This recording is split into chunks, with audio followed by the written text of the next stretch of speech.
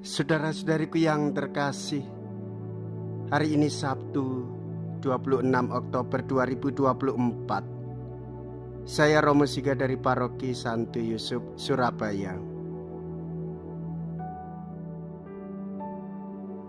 Dalam nama Bapa dan Putra dan Roh Kudus, amin.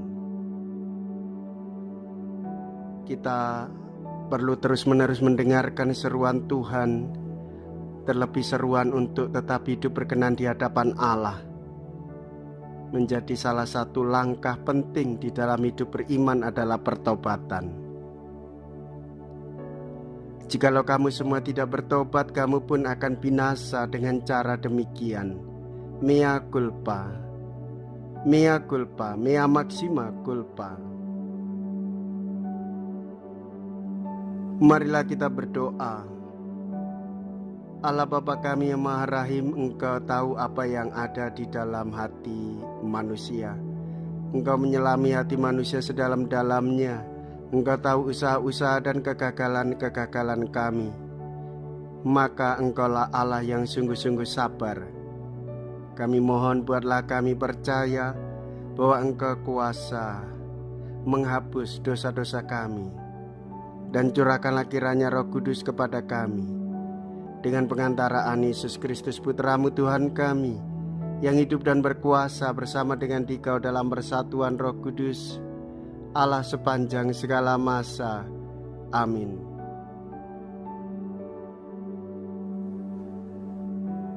Tuhan bersamamu dan bersama rohmu.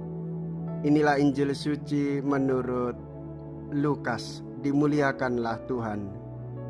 Lukas bab 13 ayat 1 sampai dengan ayat 9. Sekali peristiwa datanglah beberapa orang kepada Yesus dan membawa kabar tentang orang-orang Galilea yang dibunuh Pilatus dan darahnya dicampurkan dengan darah kurban yang mereka persembahkan.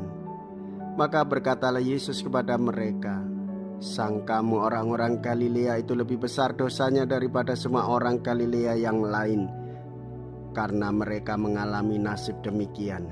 Tidak, kataku kepadamu. Tetapi jikalau kamu tidak bertobat, kamu semua pun akan binasa dengan cara demikian. Atau sangkamu ke-18 orang yang mati ditimpa menara dekat Siloam lebih besar kesalahannya daripada semua orang lain yang diam di Yerusalem? Tidak, kataku kepadamu. Tetapi jikalau kamu tidak bertobat, kamu semua pun akan binasa dengan cara demikian." Kemudian Yesus mengatakan perumpamaan ini. Ada seorang mempunyai sebatang pohon ara yang tumbuh di kebun anggurnya. Ia datang mencari buah pada pohon itu tetapi tidak menemukannya. Maka berkatalah ia kepada pengurus kebun anggur itu, "Sudah 3 tahun aku datang mencari buah pada pohon ara ini, namun tidak pernah menemukannya. Sebab itu tebanglah pohon ini. Untuk apa pohon ini hidup di tanah ini dengan percuma?" Pengurus kebun itu menjawab, "Tuhan, biarkanlah dia tumbuh selama setahun ini lagi. Aku akan mencangkul tanah sekelilingnya dan memberi pupuk kepadanya. Maka tahun depan akan berbuah, jika tidak, tebanglah." Demikianlah sabda Tuhan.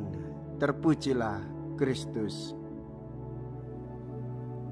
Saudara-saudariku yang terkasih, Tuhan Yesus mengajak kita untuk melakukan pertobatan dengan perubahan sikap diri untuk semakin dekat dengan Tuhan Yesus melalui kata-kata, sikap, dan tindakan. Dan Tuhan Yesus bersabar untuk menantikan pertobatan kita. Ia lebih sabar untuk melihat perubahan di dalam hidup kita. Oleh sebab itu, saudara-saudariku yang terkasih, jika ada salah dan dosa, hendaklah kita menyesalinya dan kembali kepada Tuhan, hidup di hadapan Allah dengan lebih baik lagi dari hari ke hari. Jikalau kita berani hidup menderita dalam Yesus, maka kita pun akan dipermuliakan di dalam Kristus. Terpujilah nama Yesus, Bunda Maria, dan Santo Yosef untuk selama-lamanya.